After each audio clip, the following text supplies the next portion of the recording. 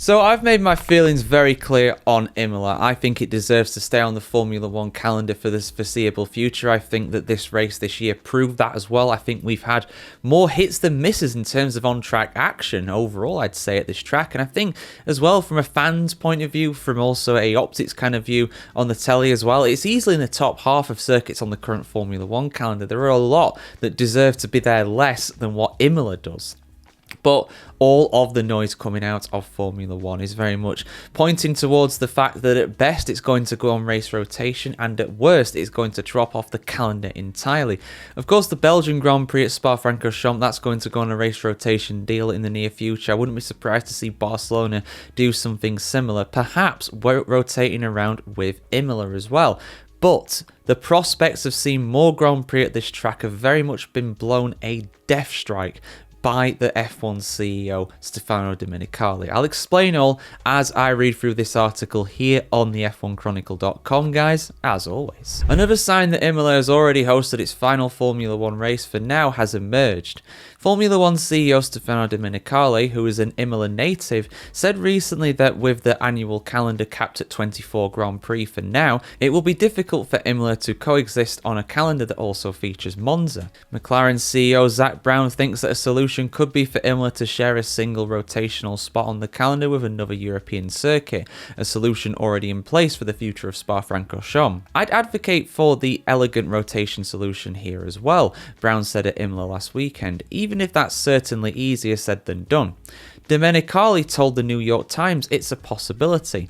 We want to keep 2 or 3 rotational slots, no more, he said, but that's the only way to look to attract or be attractive to other places.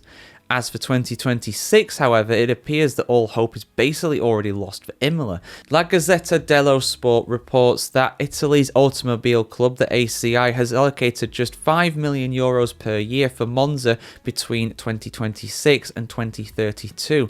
As for Imola, the only allocated funding is €5.25 million for the 2025 edition that has already been raced and won by Max Verstappen.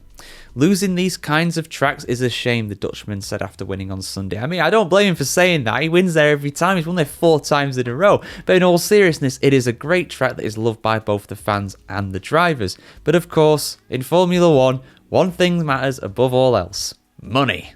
And they don't have enough of it, unfortunately. I get it from F1's side of things, of course, Verstappen continued. The tracks that we go to, you have to see it from a sporting and a financial side. It's pretty much purely financial, really. Very little sporting, to be honest, but hey, there we go. For me personally, when I just speak about the enjoyment of driving, it's this kind of track that made me fall in love with racing in general. There were always these few tracks that you look at the speeds, look at how difficult they are to master, the history of the sport at certain tracks. It's all very special and it gives you a bit more emotion. It's definitely a shame for me personally, but what can I do about it? Verstappen added. Not really much, to be honest. You know, he's a driver, you know, he's a very important driver, the 4-time reigning world champion, but he's just a driver at the end of the day. There's not really much he can do. So, yeah, I mean, you know, I've made my feelings about this very, very clear in a number of different videos for you guys. I think it should stay. I've given my reasons why. I gave my reasons why at the start of the video. You know, you've also got the Tifosi there, the Ferrari fans, and as well, Formula One, again, pushing this narrative. Oh, we don't want 2 races in a country.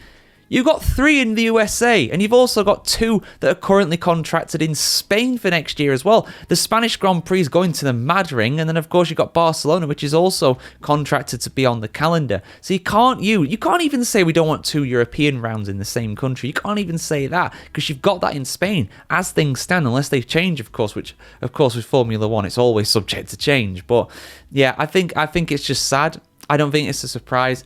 And I'll keep reiterating it because I want to make everybody aware. People who've not been following Formula One for that long may not be aware of the fact that when Liberty came in 2016 or 17 or whatever year it was they came in, when they came into the sport and took it over, they said, and I quote, "We will protect the European heritage races." Since then, we've lost France, Germany, Yeah, they brought back Imola, but they're about to get rid of it. And there's all kinds of noises about Barcelona not being renewed. Spa is going on a potential, well, it is going to go literally on the race rotation scheme. One of the cornerstones, one of the true classics has been there since 1950. Spa's going by the wayside.